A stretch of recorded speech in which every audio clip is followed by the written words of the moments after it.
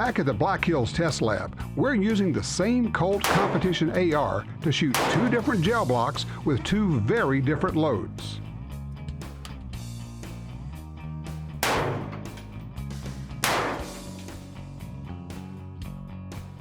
The techs pull the gel blocks and inject the cavities with red dye so we could better see the results. Jeff, the 223 is such a great caliber, but I think some people don't get the full utility out of it because they don't take advantage of the variety of ammo. You load a lot of different loads. You got a great demonstration here of what you can get out of one rifle. What do you have? Well, Tom, you saw we just shot these, shot them both out of the same rifle. Right. Only difference was the type of ammunition. Shot them out of a Colt Competition Pro, 18-inch barrel. The top one is Black Hills ammunition loaded with a Hornady 50-grain VMAX. And that's a bullet designed for real fast expansion. It's a very accurate bullet, very fragile, designed for fast expansion. Something like you'd use shooting prairie dogs or maybe hunting coyotes, and you wanted to minimize pelt damage so that you didn't have a hole on both sides of the pelt. Also no ricochet, because I mean, this bullet's going to come apart. Yep, it hits hard ground on the backside. There's very little chance of ricochet. Then below that, we again, same rifle, same gelatin. 223. This one was a 62 grain Barnes triple shock, an homogeneous copper bullet. The bullet's designed for maximum penetration, maximum weight retention. Look at this. You can see that projectile in there. That went, I think we're talking about 20 inches. Right. You don't see any fragmentation along the track. That bullet, we'll pull that out when we get done here, and we can weigh that. That bullet's going to weigh right at 61, 62 grains, and you can see that the difference. Same rifle, same gelatin. One of them gives you 2.5 times the penetration of the other one. Picking the right components, brass, primer, powder, and bullets, allows Black Hills to customize ammo for different uses. It takes precision throughout the process, with constant checking along the way.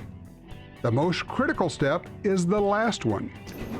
So this is the inspection room? This inspection. This is one of the things, Tom, that separates us from everybody else in the world. Every round of ammunition that we produce, every round that goes through here gets physically inspected. It's not statistical, it's not random. It's not 1 in 1,000, 1 in 100. It's one of one. Every single round of ammunition gets inspected here. So what are they looking for? They're looking for the most minute details, cosmetic as well as functional, because we're very, very picky even on cosmetics. They're looking for slight neck splits, something inherent in the brass manufacturing process, maybe slight dents, discoloration.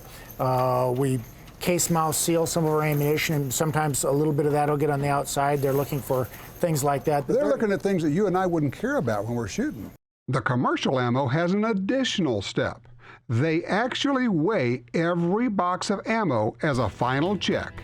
That scale is very sensitive, and if there's the slightest variation in weight, that machine, a different light will blink, buzzer will go off, and that gets rejected. An example of something that could be, say we get a box of ammo that one round in there has a lead core that wasn't completely filled out. In the bullet, you can't see it by looking at it. You can't see it by looking at it. That scale will catch that. Boy, you got inspections from the very beginning when you get the raw materials in to the very last deal where you're actually weighing the box before it goes out the door. Fair to say that you have a high degree of pride in your product and your people. We do. We're a very patriotic company, and for the military, we look at it that what's the worst case for a failure, the worst case situation. Somebody's life is depending on that, and we take that kind of care with everything that we produce, and we take that kind of care even for commercially, because some citizen might depend on it to save their life, a police officer might. So it's not just, we're not making feather pillows here, we're making something that somebody's life could depend on, and everybody here realizes that. That's why you don't let people take scopes off your guns. See, other people have to take more than one take too. Don't use these cranberries. That's right. You can imagine the sight that a kid walking through town with a rifle, what kind of commotion that would cause now, but in Fort Pierre in the 60s, that wasn't any problem at all. Spotter ready, send one ready. Oh, that was a great pull. That's a good test, you didn't flinch. No, that is about as much fun as you could have.